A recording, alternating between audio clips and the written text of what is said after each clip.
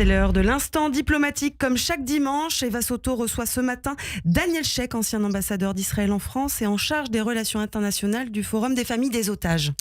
Bonjour Daniel Sheikh, merci d'être avec nous ce matin en direct sur Radio J. Comme vient de le dire Charlène, vous êtes ancien ambassadeur d'Israël en France et également en charge des relations à l'international du Forum des familles des otages. Alors, on l'a vu ce matin, Binyamin Netanyahou, on a appris qu'il ne livrerait pas des caravanes et du matériel de construction à Gaza dans l'espoir de permettre la libération de davantage d'otages, notamment des otages qui sont encore vivants. Quel regard vous portez sur ce type d'initiative et d'après vous, est-ce que ça peut être réellement efficace? Est-ce que ça peut être un vrai levier qui permettra la libération de davantage d'otages? Je ne le sais pas, Eva. Vous savez, nous sommes une organisation de. euh, J'ai d'ailleurs le retour, je m'entends moi-même, c'est très gênant. D'accord, on va essayer d'arranger ce problème. En attendant d'arranger ce problème, donc effectivement, on a ces 3 nouveaux otages qui ont été libérés hier. Sagi Dekelchen, Yair Horn et Sacha Troufanov. Ils ont réussi à retrouver leurs proches après 498 jours de captivité dans la bande de Gaza. L'épouse de Sagi Dekelchen était enceinte quand il a été kidnappé. Nous accueillons à bras ouverts les otages, a affirmé Binyamin Netanyahou dans un communiqué. Daniel Sheikh, bonjour. Vous m'entendez mieux? Non, moi je vous entendais très bien, c'est que je m'entendais moi-même aussi, mais maintenant ça va. D'accord. Daniel Sheikh, Maintenant ça va. effectivement, vous êtes en charge du Forum des familles des otages. Bien sûr, on va recueillir votre sentiment après ces nouvelles libérations, mais effectivement, là, il est question de trouver des leviers pour permettre la libération de davantage d'otages. Il y a eu l'ultimatum de Donald Trump et puis il y a eu ces annonces comme quoi Binyamin Netanyahou allait bloquer pour l'instant l'entrée de caravanes et de matériel pour reconstruire la bande de Gaza afin de permettre de faire pression sur le Hamas pour libérer davantage d'otages. Quel regard vous portez sur ce type d'initiative par rapport à l'efficience concernant la libération des otages? Comme vous savez, Eva, nous sommes une organisation de société civile et nous n'avons aucun rôle ou aucun statut dans les négociations. Et déjà, notre dialogue avec le gouvernement est, comment dirais-je, pas toujours des meilleurs. Mais la formule est très simple. Tout ce qui peut accélérer la libération d'otages ou augmenter leur nombre est évidemment très bien accueilli au sein des familles des otages et au sein de l'organisation de manière générale.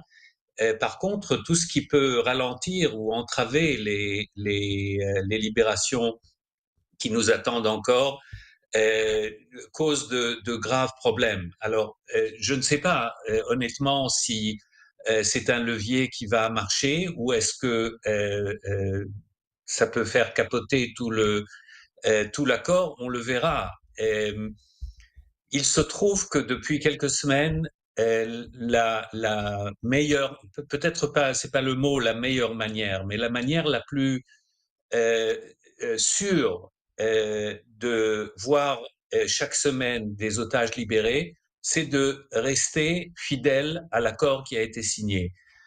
On a vu la semaine dernière, il y a eu de grosses déclarations à Washington, à Tel Aviv, à Doha, etc.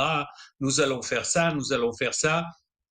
Au final, nous sommes revenus à la lettre de l'accord, c'est-à-dire 3 otages vivants. Heureusement, nous les avons vus relâchés hier, relativement en bonnes conditions. Et donc, tant bien que mal, le cadre de cet accord qui a été signé il y a quelques semaines me semble la manière la moins risquée de jouer avec ça. Maintenant, je répète, s'il y a moyen d'accélérer, même de libérer tous les otages en une fois, évidemment, nous serons particulièrement heureux de voir un tel développement. Daniel Sheikh, vous évoquez effectivement ce qui a été dit, hein, les déclarations fortes, les déclarations de Donald Trump, après les déclarations du Hamas comme quoi finalement il ne voulait pas libérer d'otages. Quel regard vous portez, vous êtes aussi ancien diplomate, quel regard vous portez justement sur parfois cette surenchère de mots concernant des négociations qui sont délicates, qui concernent des vies humaines, des vies d'otages? Est-ce que d'après vous, ça peut débloquer des choses, et quel regard vous portez là-dessus, puisque vous avez grande habitude, hein, étant donné que vous êtes diplomate, de négociations délicates? Délicat, c'est probablement le dernier mot qu'on peut utiliser pour décrire la démarche de Donald Trump. On est bien d'accord. Euh, euh, Vous savez, il a fait de grosses déclarations en disant si tous les otages ne sont pas libérés jusqu'à midi hier, l'enfer va.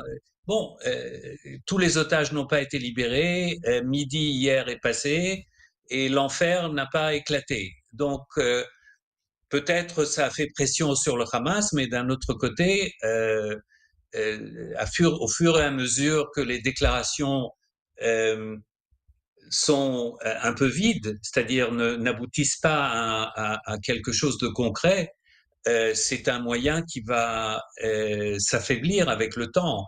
Il va perdre de crédibilité.